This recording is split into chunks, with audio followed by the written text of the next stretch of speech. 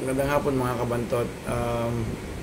Reaction video dun sa sa programa ng kung saan nandun si Senator Marcoleta tungkol to sa kuryente, tungkol to sa mga advocacy, mga layunin ni Senator Marcoleta even before na bago pa siya tumakbo tungkol sa kuryente. Nai-vlog ko na to before Ngayon dahil nanalo na siya at pinaliwanag niya ulit ng mas maliwanag ngayon this time yung kanyang mga panukalang gustong mangyari sa kuryente.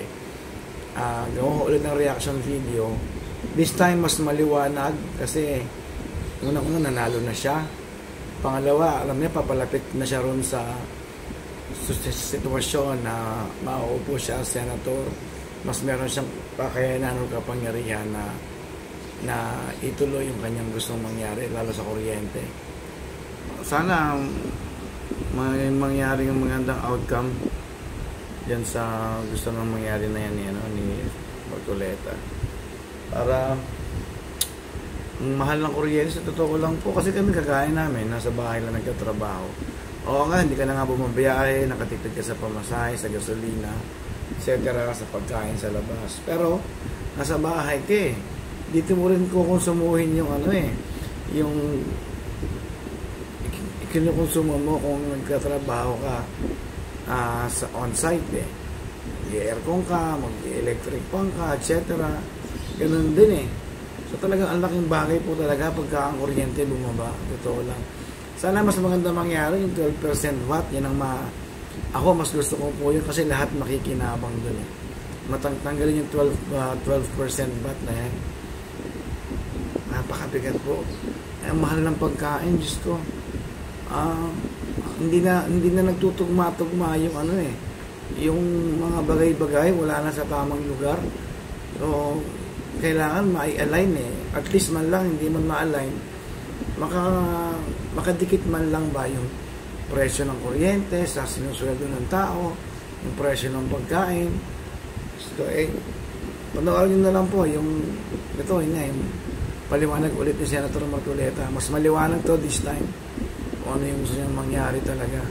At mamaya yung pati yung sa sweldo, yung increase sana sa sweldo, naku po, maiirita kayo sa Kongreso kaya hindi na ipasa yung increase ng yung salary wage increase o yung wage increase pala, salary increase sa minimum wage. Ay nako, sige po, panoorin po muna natin to, tapos lipat tayo sa ibang topic later. Panibagong video po yan. Salamat po, mga kabantots. Pero sa kabilang banda, Sen at Jen, may gumagamit din naman ng isyong ito para, siyempre, yung mga tutol sa kandidatura ni Senator-elect hanggang ngayon ba may tutol pa? Nanalo?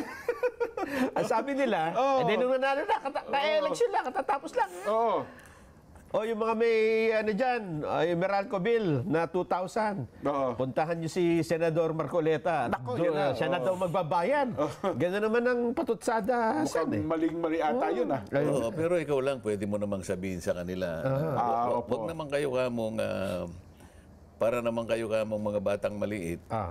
Naintindihan nyo naman ang ibig niya sabihin. Hindi naman niya magagawa yun short of legislation. Yes, ibig sabihin, maglalatag siya ng panukalang batas at patutulong siya sa mga kasama niya sa Senado, maging sa lower house, na ito'y isa batas natin. Hindi naman po ganun kasimple na pag sinabi niyang ganun. Hindi naman mangyayari na sinabi niya, iyon po ay dadaan po sa proseso. May proseso po yun. Ngayon, kung hindi po kayo makapaghintay, pumunta na po kayo sa North Korea. Di lumapit na lang muna sa amin, Nelson. Kami naman mag-abono. Kasi 2,000. Kasi agad naniningil agad sila Hindi pa kayo nagsisimula sa termino. Yung 2,000 piso dyan na binabayaran. At ako, inaasahan ko naman, yung mga kasama ko, talagang tutulungan naman. Huwag na silang kukontra. Ayun na nga. Pag nakita nila na maliwanag naman yung at makatwiran naman yung aking hinahangad. Siyempre magkakaroon ng debate ron. May papaliwanag ko naman sa aking palagay. At kung nakita nila tama, lahat sila ay sumang-ayon.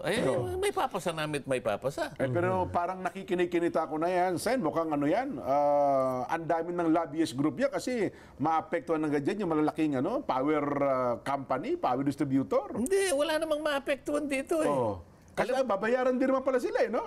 Babayaran. Ang sinasabi ko, ang kapalit nito kung sinasabi ko, kesa naman sa mag-imbento yung ating pamahalan ng napakaraming ayuda. Opo.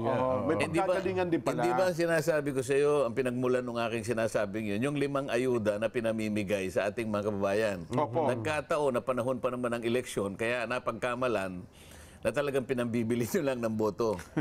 Ang totoo naman yun di ba? Yes po, totoo po yun. Hindi ba sinabi ko yung 5 ayuda na yun, pagka in-aggregate mo yung total cost, 194 billion talaga yun. Ngayon, dahil lamang sa kagustuhan ko, nire-relate ko nga sa kuryente sapagkat yun ang aking kauna-unahang advocacy, sinuma ko ngayon na kung halimbawa, yung 2,000 pesos na nagkukonsume ng kuryente, ay inilibre ko pababa di ba? 2,000. Aba, nung ma-compute ko, yung total number na mabe-benefit, hindi bababa sa 27 million Pilipinos. Yun, halos yun din ang gusto ng ayuda. Yun din kasi yung tinatarget yung ng ayuda. ng ayuda, Samantalang pagka ako'y nasa rally, pagka rami-raming mga tao, kumisan 40,000, 30,000. Opo. Kayo po bang lahat ay nakatanggap po ng ayuda? 5 klase yun Kahit isa lang po ang natanggap nyo, okay na yun. Sino po ba? Wala po. Wala po. Isipin mo 30,000, 40,000, 100,000 na nagrarally, walang nakatanggap. Teka muna ka ako. Saan napunta? Yung 5 ayuda na yon ay para sa hindi kukulangin sa 27 million Pilipinos. Opo. Kung sinasabi nyo, tama yung una kong analysis na wala pang 10%. Doon sa 27 million, ang nabibigyan. O di, palitan natin. Kaya ako naisip ngayon na kung halimbawa, 2,000 pesos pababa, nung makwenta ko, 27 million ang makikinabang. Dami. Yun yung target So, ang gusto kong mangyari doon, tanggalin na natin ang ayuda. Ito na lang ang, ganito na lang ang gawin natin. At kapag kinuwenta mo, 120 billion lang. Di mas matipid pa. May malaki ka pang nabawas. Ayaw mo ba yun? Lahat na nabigyan. 27 million ang nabigyan. Walang corruption dahil diretso sa kanila Hindi mo magkukomplain yung distribution utilities kasi nga babayaran sila Wala sa Ang magkukomplain dyan, nakikinabang sa ayuda. Hindi. Na hindi naman binibigay. Yung nangungurap, yun ang yun ang magkukomplain. Wala na tayong pagkukunan ng ating corruption dito. Di ba?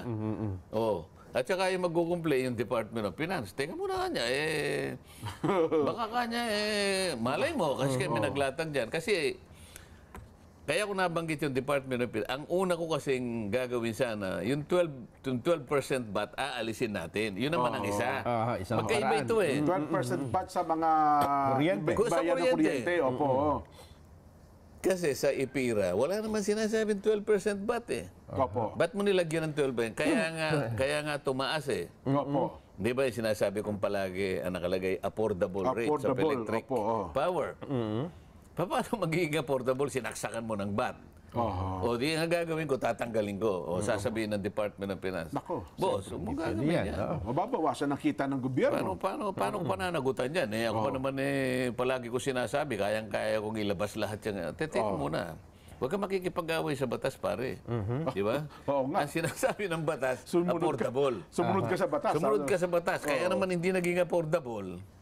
Kasi nilagyan nyo ng VAT Humanap ka ng ibang paraan para makolekta ka ng 120 billion. Pero hindi dito. Ayun. Alam mo ba pagka inalis mo yung 12, talagang bababa. Instant po yun. Pati mga negosyante, tuwan-tuwa. 12% VAT. Yan ang sinasabi ko sa inyo. Kasi ang dinidikit nila yon, Nelson, doon kasi sa naging naunang pangako na 10,000 bawat pamilya. Ayon kay Senador Cayetano naman.